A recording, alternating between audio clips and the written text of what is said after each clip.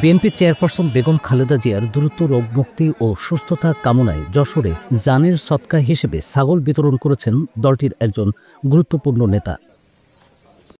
১ December যশোরের কেশবপুর উপজেলায় এতিম ও অসহায়দের মধ্যে ছাগল বিতরণের এই ব্যতিক্রমী মানবিক কাজটি করেন বিএনপির কেন্দ্রীয় নির্বাহী কমিটির সদস্য ও কেশবপুর উপজেলা বিএনপির সভাপতি আবুল হোসেন আজাদ।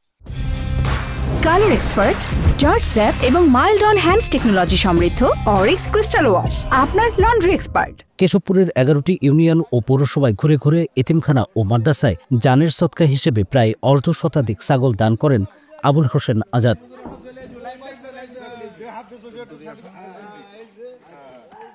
ছাগল বিতরণ কার্যক্রমে তার সঙ্গে ছিলেন কেশবপুর উপজেলা ও বিভিন্ন ইউনিয়নের দলীয় নেতাকর্মী। এ সময় এতিম ও মাদ্রাসা ছাত্রদের সঙ্গে কথা বলেন তিনি।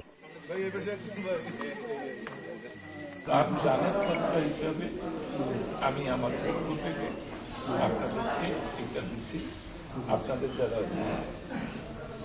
জেলাতে যারা আছে তাদের জন্য এটা আপনারা খাওয়া দাওয়া করবেন।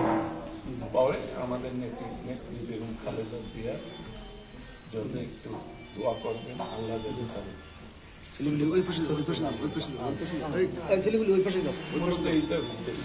জানের সদকা হিসাবে।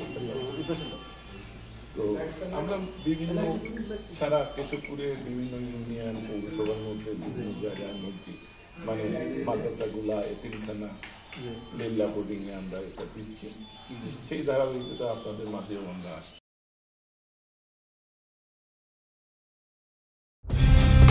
কালার এক্সপার্ট, জর্জ স্যাপ এবং মাইল্ড অন হ্যান্ডস টেকনোলজি সমৃদ্ধ অরিক্স ক্রিস্টাল ওয়াশ আপনার লন্ড্রি এক্সপার্ট।